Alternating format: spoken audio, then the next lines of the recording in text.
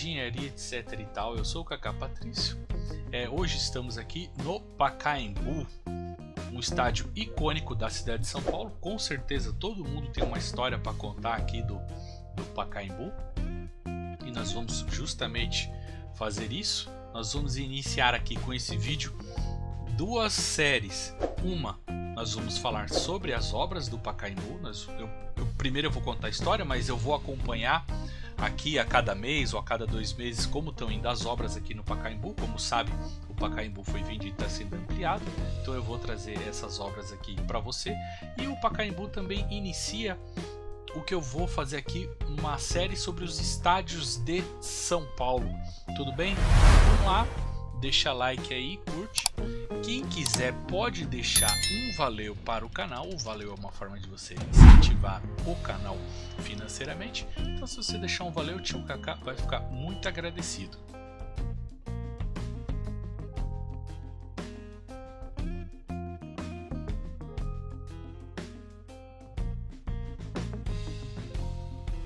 Estádio do Pacaembu. Primeiramente eu quero agradecer ao Pedro Oliveira. Esse texto aqui que eu vou dizer é todo dele, certo?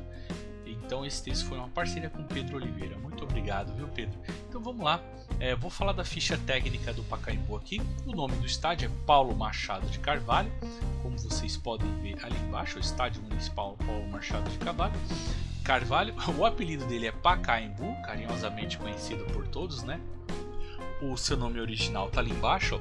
Estádio Municipal do Pacaembu. Ele tinha grama natural, que media 105 metros por 68. A capacidade de inauguração dele era de 70 mil pessoas e a capacidade final, antes da demolição ali do tobogã, era de 37.730 pessoas. A capacidade futura vai ser de 25 mil espectadores. Ele é tombado, ele foi tombado em 1998 e o estilo dele é em Art Deco original.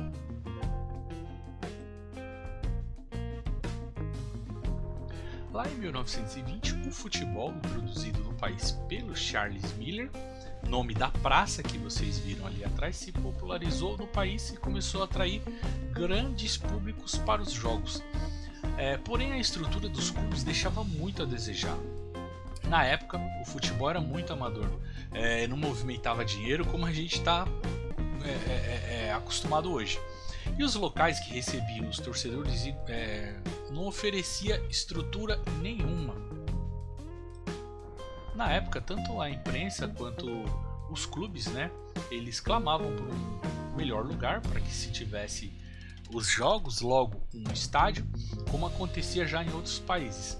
O maior estádio da capital, na ocasião, era o Parque Antártica, né?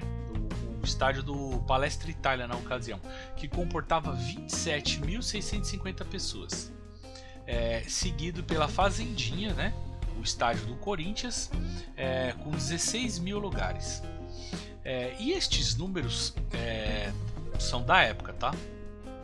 Porque as normas hoje são mais rígidas e caberiam bem menos torcedores, como a gente sabe. E aqui, só para vocês se localizarem, aqui essas antenas que vocês estão vendo aqui já faz parte da Avenida Paulista. Aquele bairro à esquerda ali é o bairro do Higienópolis. E aqui embaixo, eu vou mostrar para vocês o Complexo Esportivo do Pacaembu. O Pacaembu ele foi o maior estádio do Brasil até 1950, quando todo mundo sabe que foi feito o Maracanã para a Copa do Mundo de 1950, e por muitos anos o Maracanã foi o maior estádio do mundo. E quando o Pacaembu foi construído, só lembrando, né, pessoal, lá em 1920, a população de São Paulo era 500 mil habitantes, ou seja, a população de São Paulo há 102 anos atrás é a mesma de Aracaju em 2022, porque São Paulo hoje tem 12 milhões e 300 mil habitantes. Outro grande marco da construção do Pacaembu foi a organização ou reorganização do futebol brasileiro, uma vez que haviam clubes que defendessem o total amadorismo.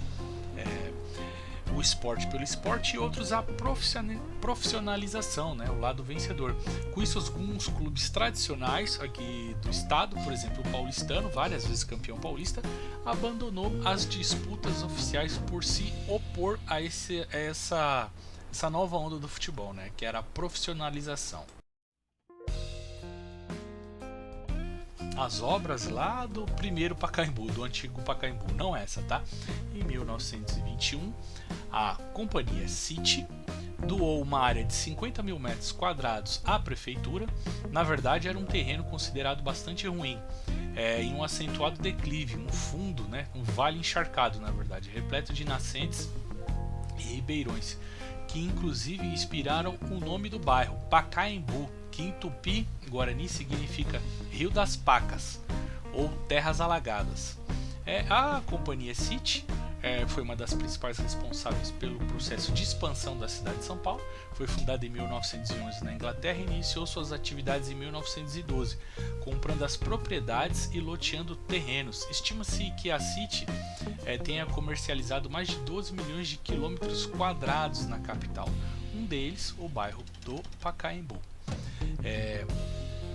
Originalmente, onde está o estádio, havia uma fonte chamada de Biquinha do Pacaembu.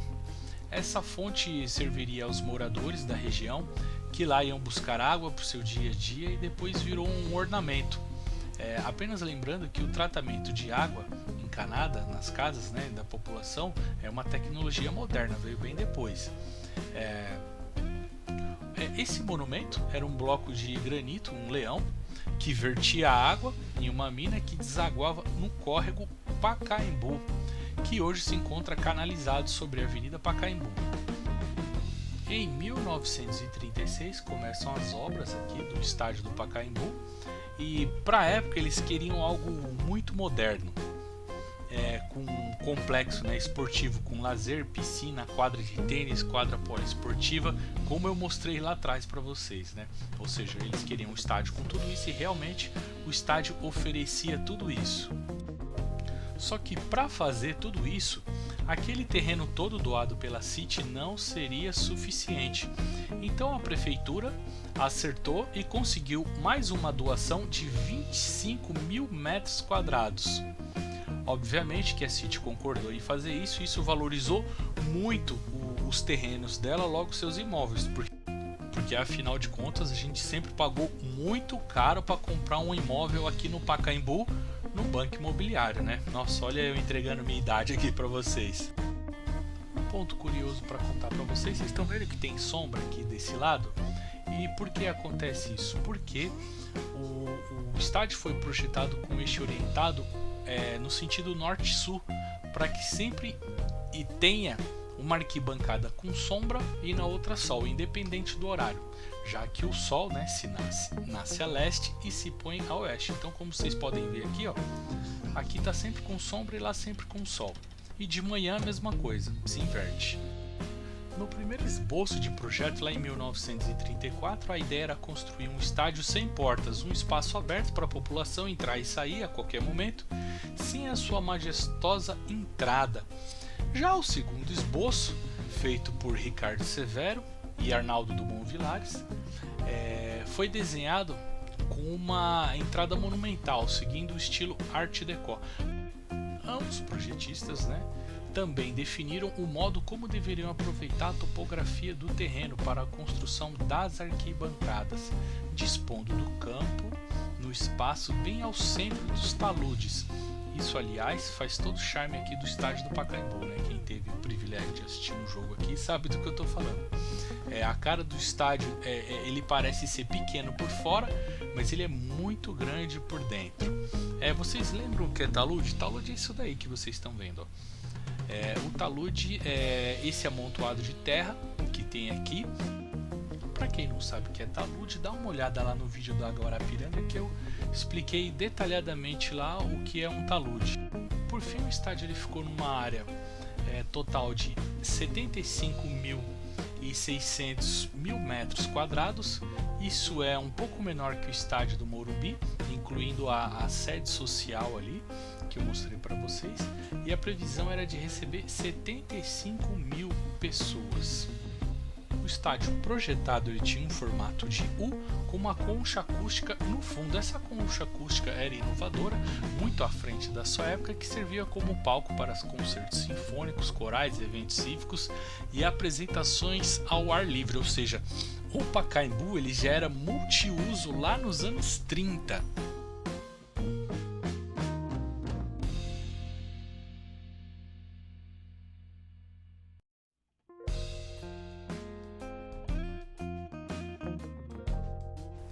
As torres de iluminação aqui, elas são 6 no total, 3 de cada lado. Elas continuam originais, né, conforme projetado na época. Elas têm 30 metros de altura, cada uma equipada com 96 refletores, os mais modernos da época.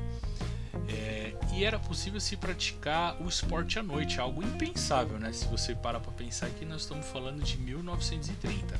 Tá vendo? 3 torres aqui, mais 3 torres do outro lado de iluminação. Então aqui atrás, ali à esquerda, foi construído 2 quadras de tênis com capacidade para 1.500 pessoas, tanto a aberta quanto a fechada. Este complexo branco que você vê aqui é o ginásio, com capacidade para mais de 3.000 pessoas. E como se pode ver, também tem uma piscina olímpica ali com arquibancada.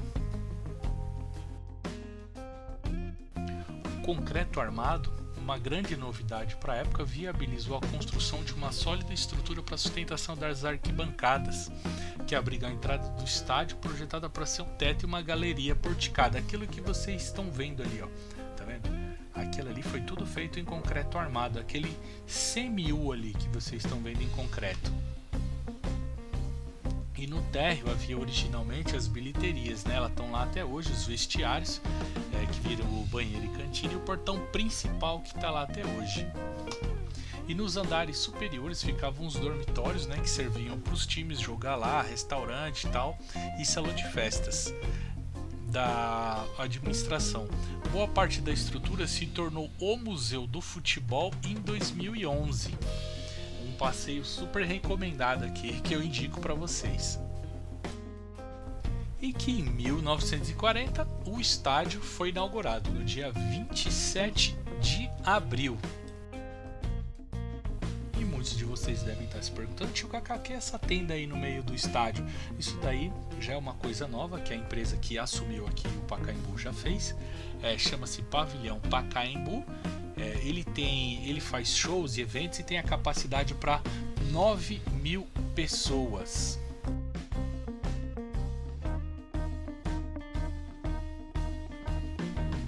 Então esse foi o vídeo de hoje. Vocês perceberam que a história terminou bem na inauguração do estádio, porque a ideia é essa mesmo.